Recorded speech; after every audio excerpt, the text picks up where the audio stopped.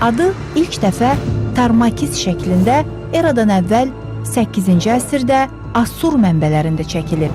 Türkcə tərpənmək sözündən yarandığı ehtimal edilir. Bu şəhər Rəvvadilər, Eldənizlər, Xərəzmşahlar, Elxanilər, Çobanilər, Cəlarilər, Qaraqoyunlular, Ağqoyunlular, Səfəvilər kimi Türk-Azərbaycan dövlətlərinin paytaxtı olub. Azərbaycanın Qacarlar dövlətinin ikinci paytaxtı Azərbaycan Milli Hökuməti dövründə paytaxt olub.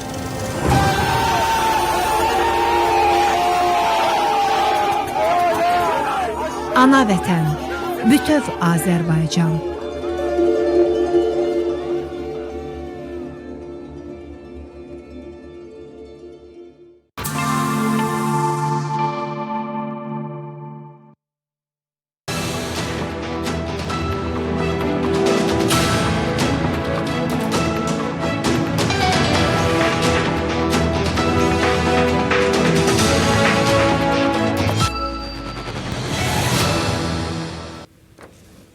Salam, axşamınız xeyir olsun ki, Naz TV-yə baxırsınız. Studiyada Aynur Zahiddə əvvəlcə əsas xəbər başlıqlarına qısaca nəzər salaq.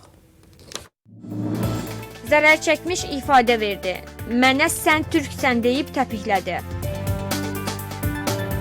Erdoğan Azərbaycanla əməkdaşlıq sazişini imzaladı. Sepah Sistan və Bəlucistanda əməliyyat keçirdi. Ölənlər var. İran Rusiyanın mümkün nüvə razılaşmasında rol oynayacağına ümid edir. Həmasın Qəzzadakı lideri hərəkatın tərk silah edilməsinə qarşı çıxıb. İndi isə daha ətraflı. Azərbaycan və Çin arasında sənaye, o cümlədən avtomobil və yüngül sənaye, eləcə də birgə investisiya təşəbbüslərinin təşviqi sahələrini əhatə edən 13 əməkdaşlıq sənədi imzalanıb. Sənədlər Pekində keçilən Çin-Azərbaycan Sənaye və İnvestisiya Əməkdaşlığının təşviqi konfransı çərçivəsində imzalanıb. Konfransda sənaye, energetika, nəqliyyat, logistika, kənd təsərrüfatı, informasiya, kommunikasiya texnologiyaları və digər sahələrdə fəaliyyət göstərən 200-ədək sahibkar iştirak edib. Konfrans çərçivəsində Azərbaycan tərəfi Çin nümayəndələrinə sənaye, mədənçilik, kənd təsərrüfatı və yaşıl enerji sahələrini əhatə edən ümumilikdə 13 investisiya layihəsi təqdim edib. Eyni zamanda tədbirdə yerli qurumlar tərəfindən göstərilən investisiya xidmətləri, mövcud güzəştlər və imtiyazlar barədə informasiya sərgisi də təşkil olunub. Bugün Bakı Hərbi Məhkəməsində davam etdirilən məhkəmə prosesində zərər çəkmiş şəxs Yaşar Əlməmmədov ifadə verib.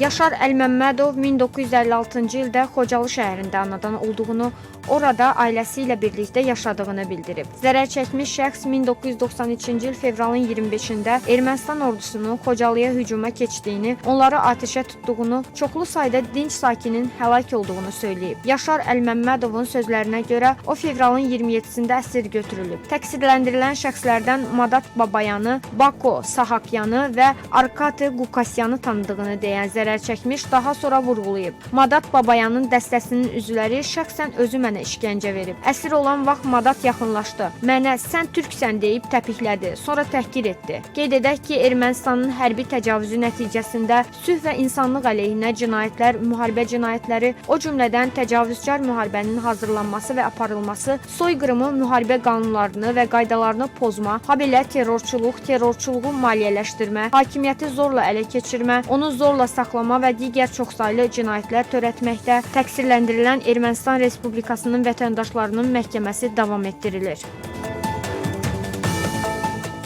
Türkiyə Prezidenti Rəcəb Tayyib Erdoğan Azərbaycan Respublikası hökuməti ilə Türkiyə Respublikası hökuməti arasında təbii qaz sahəsində əməkdaşlıq sazişini imzalayıb.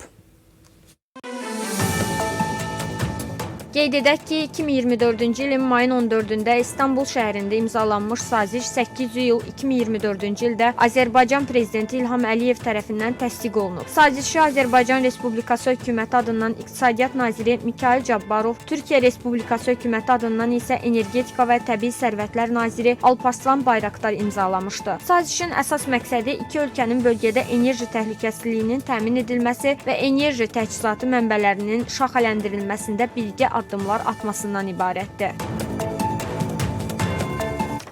Davam edirik. Bugün səhər saatlarında Sepah, Sistan və Bəlucistan əyalətinin Zahidan bölgəsindəki Çah Əhməd, Surnayı, İsmailabad və Qalabir kəndlərinə hücum edib. Bəluç fəallarının kampaniyası məlumatına görə hücum nəticəsində Vəli Məhəmmədzahi adlı mülki şəxs və Sepahın İsxaq Muxtari adlı üzvü həlak olub. 12 nəfər həbs edilib. İranın rəsmi mediası Sepahın bölgədə fəaliyyət göstərən silahlı Ceyş Əl-Ədil təşkilatına əməliyyat keçirdiyini yazıb. İranın istifaya göndərilən İqtisadiyyat naziri Əbdülnasir Himmətinin yerinə Seyid Əli Mədənizadə təyin olunacaq. Bu barədə Təbrizin Azərcümən nəşri məlumat yayıb. Məlumata görə Məsud Pezeşkiyan etimad səsverməsi üçün Mədənzadəni parlamentə təqdim edəcək. Gənc iqtisadiyyatçılardan olan Seyid Əli Mədənzadə Tehranda anadan olub və hazırda Şərif Texnologiya Universitetinin müəllimidir. Mədəni elektrik mühəndisliyi üzrə bakalavr magistr dərəcələrini Şərif Texnologiya Universitetində, hesablama riyaziyyatı üzrə magistr dərəcəsini Amerikanın Stanford Universitetində və PhD dərəcəsini Chicago Universitetində alıb. İranın Xarici İşlər naziri Abbas Əraqçı bildirib ki, Tehran Rusiyanın Amerika ilə danışıqlarının irəli gələn istənilən potensial razılaşmada rol oynayacağına ümid edir. İranın Xarici İşlər naziri Abbas Əraqçı Rusiyanın mümkün nüvə razılaşmalarında iştirakına ümid etdiklərini bildirib. Onun sözlərinə görə Tehran Moskvanın bu prosesdə aktiv tərəf olmasını vacib sayır. Əraqçı vurğulayıb ki, İranla Rusiya arasında münasibətlər heç vaxt indiçi qədər yüksək səviyyədə olmayıb. Bu sözləri o ölkələr arasındakı tarixi əməkdaşlıq fonunda deyib və iki tərəfi siyasi, iqtisadi və hərbi əlaqələrin sürətlə inkişaf etdiyini diqqətə çatdırıb. Ekspertlər bu açıqlamanı İranın qərbə qarşı diplomatik mövqelərini möhkəmləndirmək cəhdi kimi qiymətləndirirlər. Fələstinin Qəzza zolağında Həmas hərəkatının lideri Xəlil Əl-Həyya radikalların tərk edilməsinə qəti şəkildə qarşı çıxıb. Onun video müraciəti Qətərin Al Jazeera telekanalı tərəfindən yayımlanıb. Əl-Həyya deyib, Həmasın və onun silahlarının mövcudluğu birbaşa işğalla bağlıdır. Silah gəzdirmək xalqımızın nümayəndələrinin təbii haqqıdır. O həmçinin bildirib ki, İsrailin son təklifində məqbul olmayan şərtlər var. Əl-Həyya qeyd edib ki, Fələstinin Həmas hərəkatı vasitəçilərin martın sonundan irəli sürdükləri Qəzza zolağında atəşkəs təklifi ilə razılaşıb. İsrail isə şərtlərdən imtina edib. Belə, hörmətli tamaşaçılar, bu saata çatdıracağım əsas xəbərlər bunlar idi. Görüşmək ümidi ilə salamat qalın.